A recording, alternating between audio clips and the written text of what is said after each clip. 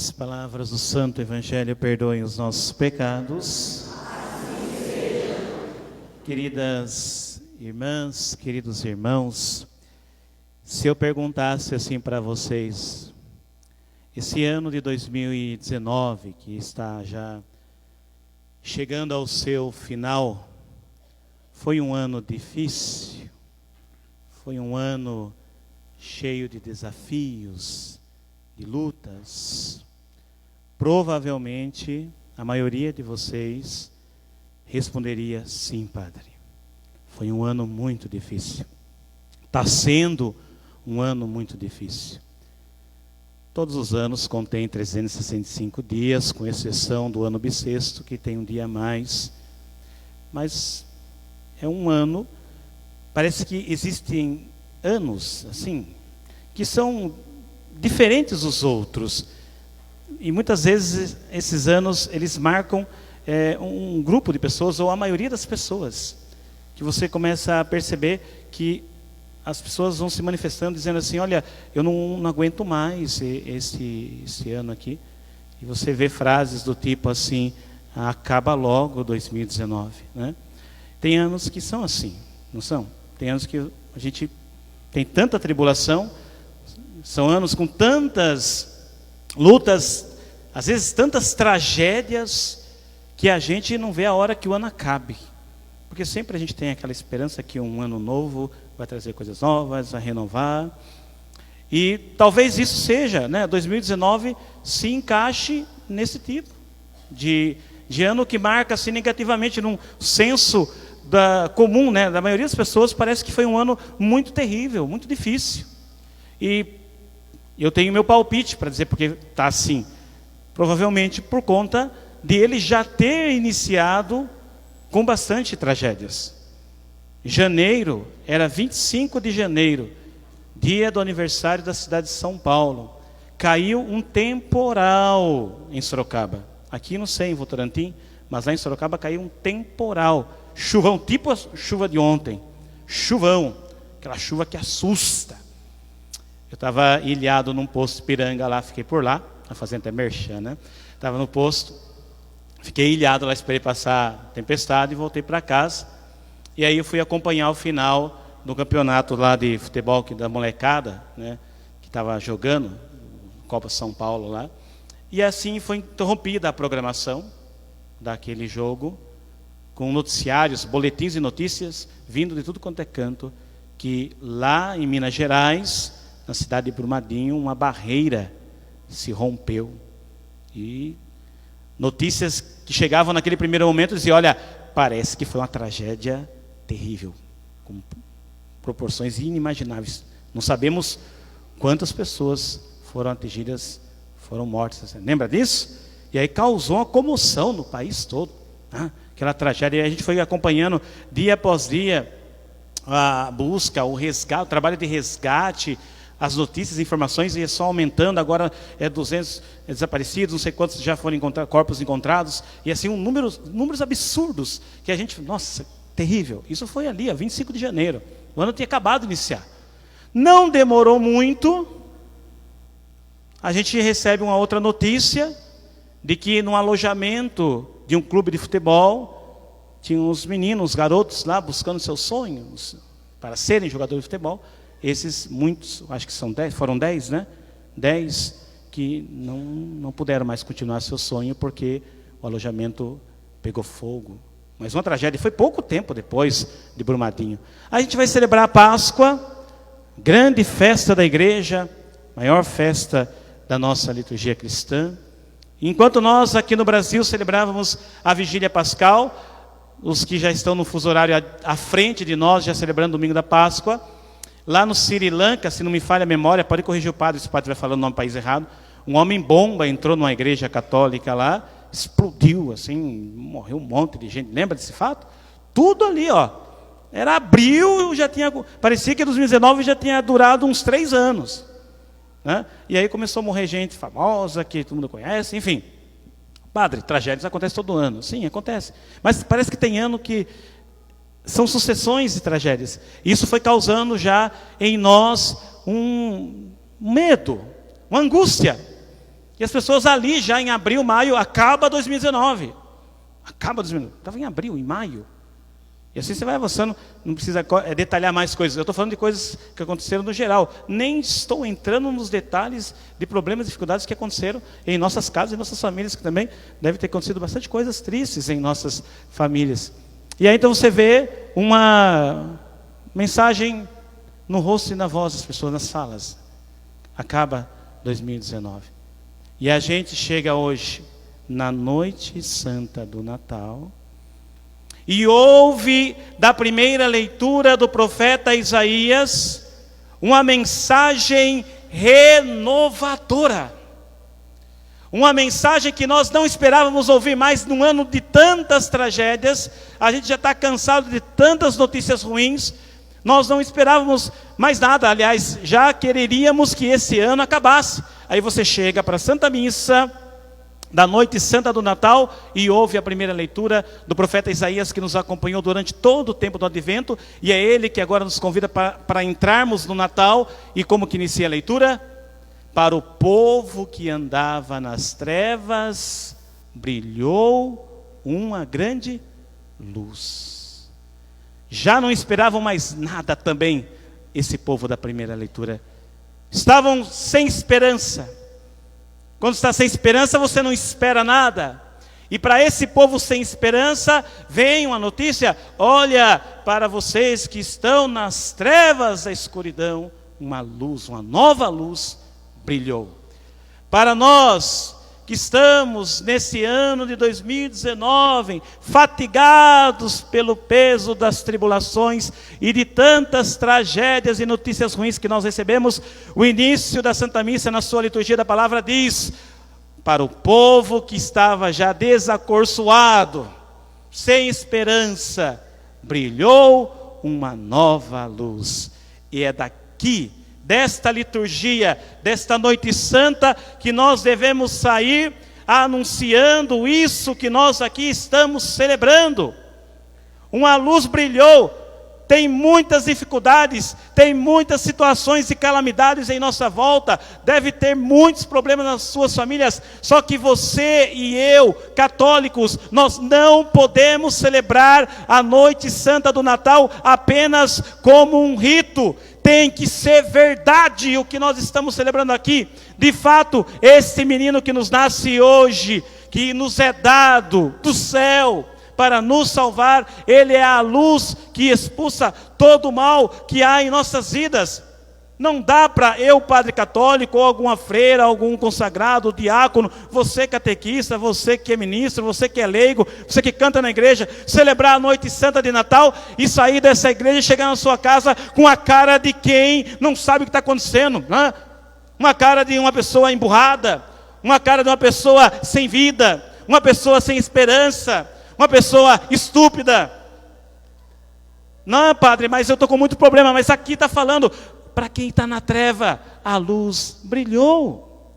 Tenho que renovar, porque diz a leitura de Isaías na sequência, que esse menino que nos foi dado, ele será o príncipe da paz, e a paz que ele vai nos dar é uma paz infinita, é uma paz sem limites. Quando eu falo para você que algo é sem limites, que algo é infinito, o que eu estou dizendo?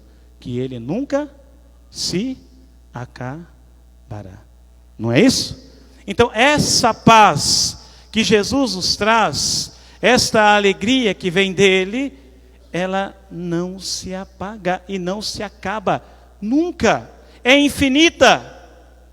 Por isso que nenhuma dessas situações todas que eu coloquei para vocês durante esse ano, por mais que tenha nos causado uma certa tristeza, nos desanimado, só que elas não podem ter tirado de nós a alegria de viver e essa paz que vem de Deus. Não dá. Não é possível. Nenhuma dessas situações, por mais trágicas que elas tenham sido, nenhuma delas pode nos tirar a paz. E por que, padre, que não pode nos tirar a paz? Porque não foi o mundo que nos deu essa paz. Porque essa paz e essa alegria não foi dada para nós de acordo com um projeto de governo que fez um acordo com outras nações, assinar um tratado de paz, então agora a gente recebeu a paz. Não é essa paz. Não é uma paz como a paz romana imposta pela força das armas. Então você teria que viver uma situação de paz, mas uma paz, na verdade, que era ameaçada pelas armas, então todo mundo cumpria aquilo ali. Não, não é esse tipo de paz. A paz que nós recebemos é a paz que vem de Jesus, e nada nesse mundo pode nos tirar essa paz. Nada pode nos tirar esta alegria, nem as tragédias que nós tivemos durante o ano de 2019. O texto do Evangelho que nós escutamos, ele vem nos ensinar, entre tantas coisas que a gente vê nessa passagem conhecidíssima, clássica, do nascimento do menino Jesus, que este Deus que vem, ele vem para todos, e principalmente para os mais necessitados, aqueles que são os mais simples. Veja, o texto começa assim do Evangelho: no tempo que Augusto, imperador, convocou um censo, quando Quirino era governador da Síria. Está falando de gente poderosa. Sabe quantos versículos o Evangelho usa para eles? 2 versículos. Essa é a classe mais alta daquele tempo, a classe mais poderosa. E aí vai dizer depois de alguns personagens que eram personagens que não eram bem vistos, que estavam lá embaixo na classe social, eram os mais desprezíveis, os pastores. E para esses, o Evangelho reserva 13 versículos. Eles são os primeiros a receber o anúncio: olha, hoje nasceu para vós o Salvador, que é Cristo o Senhor. Vocês vão encontrar um menino recém-nascido, envolto em faixas numa manjedoura. Diz o texto que eles correram pressurosos, os pastores. Os poderosos que são colocados no início do texto não entendem, não acolhem isso, mas os pastores, os mais simples, acolhem, e Jesus continua sendo anunciado, e os mais simples são aqueles que estão dispostos a receber. Sempre Deus se manifestou, e sempre os que mais simples são os que o acolheram de fato. Sempre foi assim. Olha a eleição, a escolha de Davi como rei, como foi. Vamos recordar rapidinho? Primeiro livro de Samuel, capítulo 16, o profeta vai lá na casa de Jessé, que é o pai de Davi, e fala: olha, Deus falou que você tem um dos seus filhos, vai ser escolhido e ungido como rei. Traz eles aqui. Jessé foi lá e chamou todos os filhos dele. Fortes, vigorosos, né? Boa aparência. A Bíblia faz elogio aos filhos de Jessé. Aí Samuel fala assim: mas eu não sei, esses são todos seus filhos? Porque o Senhor me disse que não é nenhum deles que é para ser escolhido como rei. Jessé pensou: não, eu tenho um outro filho, mas é um pastor que cuida de ovelhas ali, insignificante, né? O que Samuel disse para ele?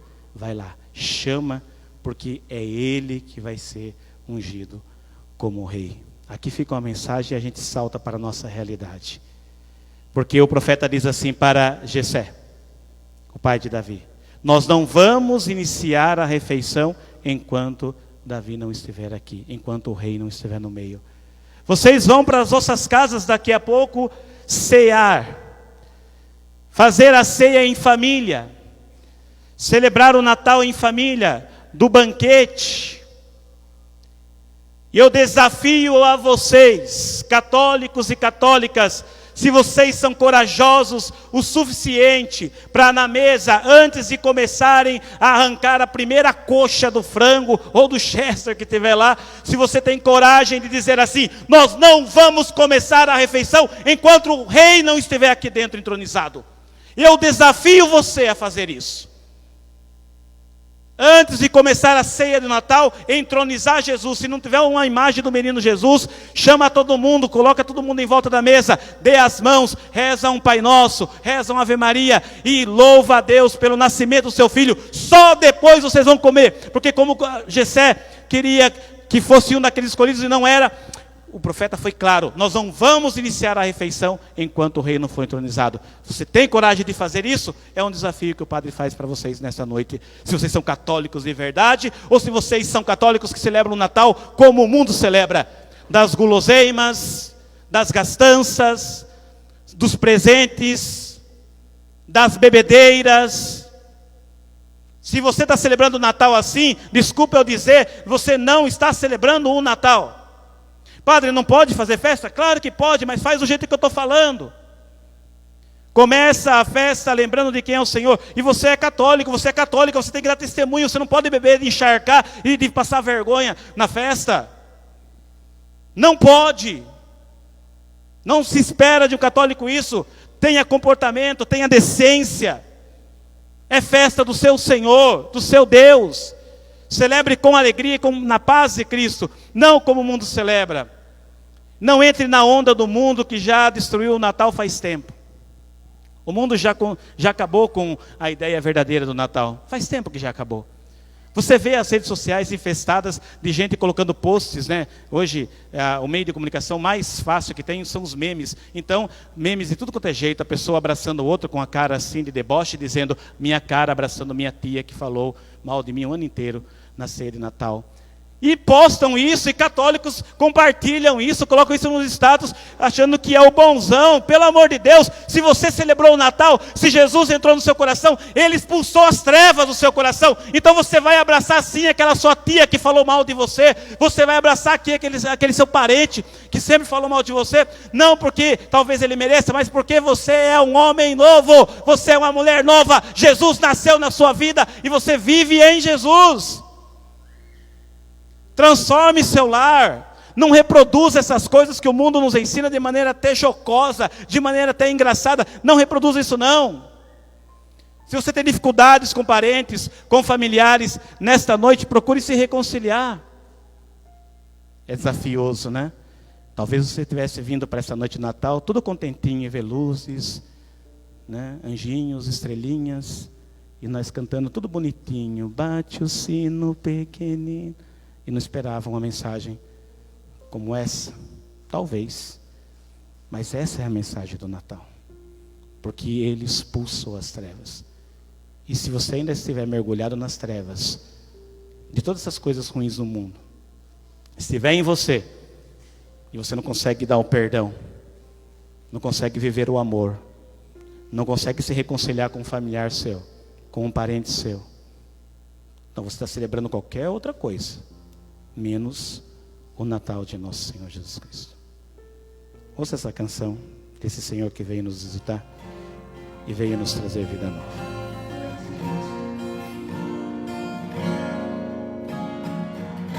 É chegar